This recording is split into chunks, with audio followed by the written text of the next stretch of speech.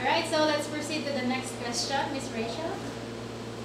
Would you share to us, ma'am and sirs, your experiences on hands-on laboratory and proper handling of equipment? Is it beneficial or helpful to your current work today?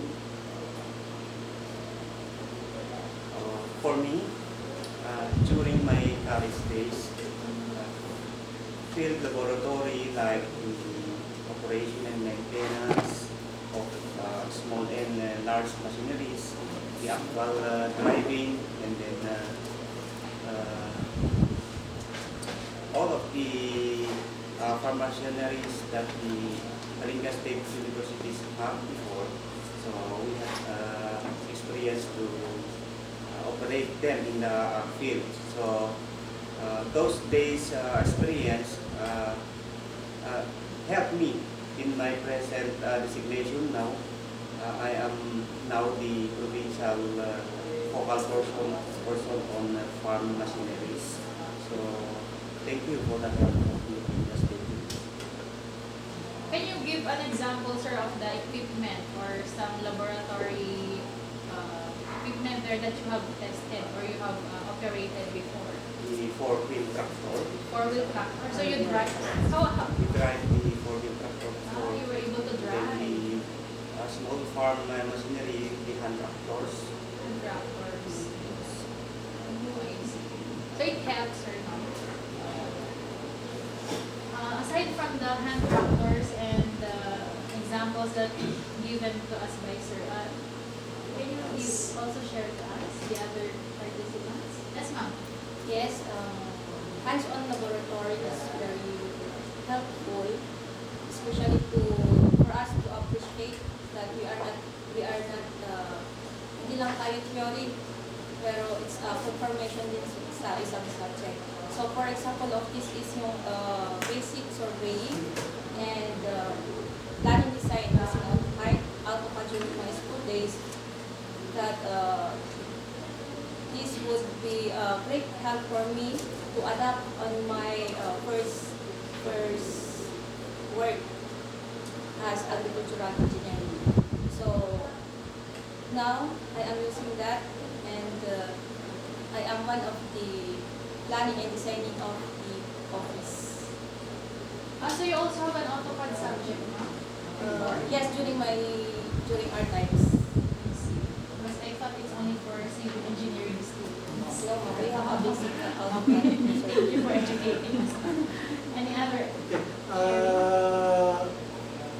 Maybe I can testify to continue sharing that laboratory here in Kalinga State University College before. It helps me also. It helps a lot. So makikita doon sa gaya ng binanggit ko kanina na doon sa thesis namin, thesis B, nakuha ko yung grade na isa sa pinakamataas na grade. So how come na nakuha ko yung grade na yun? Kasi during our lower years, meron kami yung mga laboratory gaya ng engineering shop. So lahat yon, yung engineering shop, doon sa electrification, from electrification, hands-on kami lahat nun. So doon sa engineering shop, doon namin natutunan actually yung paggamit ng welding. So paano ba yung process, paano proper way, how to use the welding machine, how to use the bender, yung cutting tools. Doon lahat naturo through, I think, Engineer Padre, our instructor before sa engineering shop. So from that knowledge that we have shared and given to us the opportunity using those facilities here, even though limited, pero at least natuto kami how to use them, and it proves on my thesis. Kasi doon sa fabrication ng machine ko, ako na mismo. So alam yun ng mga classmate ko, alam ng mga batch ko noon, pati parents ko, alam nila kasi doon sa bahay na mismo, ako na mismo yung talagang nagwe-welding, ako yung lahat ng nagtrabaho. So part ng siguro consideration nila, giving that high grade kasi ako mismo yung gumawa. Through that laboratories, natutunan ko kung paano gumamit ng tools, paano i-implement ng proper way. So, na-build up ko yung machine. that might be one consideration for showing na we are lucky. Luckily, because we are having the hands-on laboratory here in KSCD4. One also to be related was that canteen, that we are having that canteen before in that side. Actually, bago lang na tinatayo yan dati. So, Engineer Pajarillo, our instructor in farm electrification. He is our electrical engineer professor. So, sa laboratory na naman na yun, sa electrification, hands-on yun. Hands-on talaga na fuse pa yung gamit namin dati. Kaya natatakot kami na mag-connect ng mga wires, everything, yung mga fuses niya, dapat sa'yo yun. Kung masira mo yung na meron kang short circuit at tinaas mo yung fuse box, then sinintally it goes, babayaran mo, bibili ka ng kapalit, parang ganun. Pero with that confident na binigay ng pahali mo sa akin, ako actually yung nauna na gumawa dun sa circuit diagram. Happily kasi hindi naman pumutok yung fuse. So, as an application siguro to be shared was that canteen where ako yung nag-wirings dyan. Kami ni Engineer Agner Pasqua ngayon. Batch ko rin siya. Kami nun, binigyan kami, monetary, meron din binigay si Engineer Pajarillo after we have completed that job. So, of course, we are not electrical engineers, but part of our subject as an agricultural engineering student was that farm electrification. So we have learned how to install the basic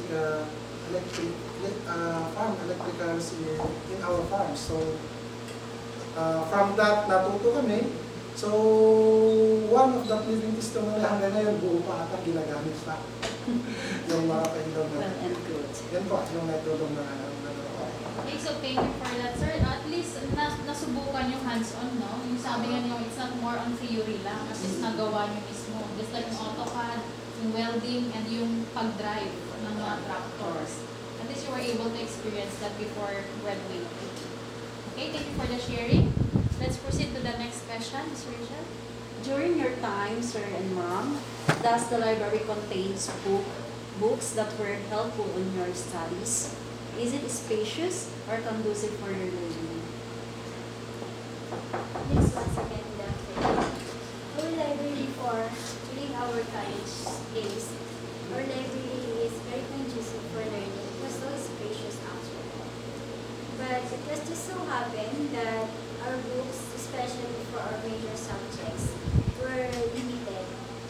But for the other books, for the general engineering or for our minor subjects, it was quite, let's say, books are available anytime.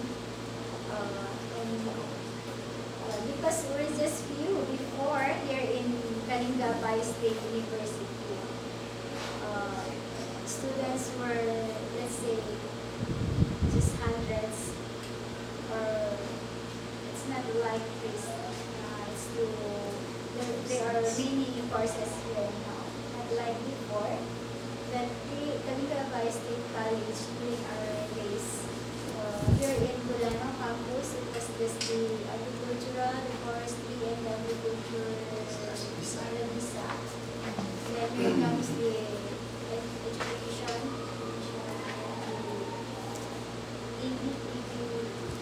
some courses.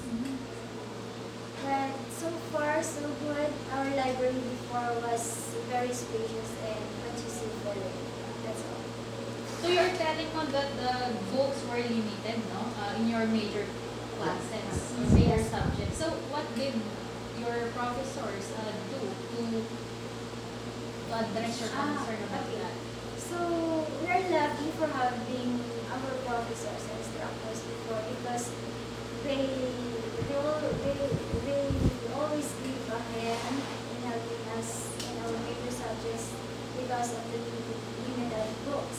So what they do is they give us the photocopies of the books. Then the photocopies will get photocopied for our classmates so that everyone will have books as their reference. So that was during your time, ma'am. Yes. So I also want to listen to Sir because I think you are the youngest, no? So may I ask if the library now provides the necessary books that you need for your studies?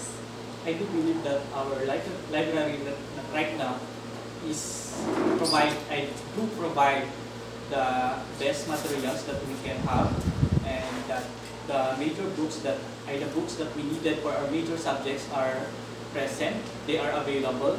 They have multiple copies of it, and such. I do believe that our library is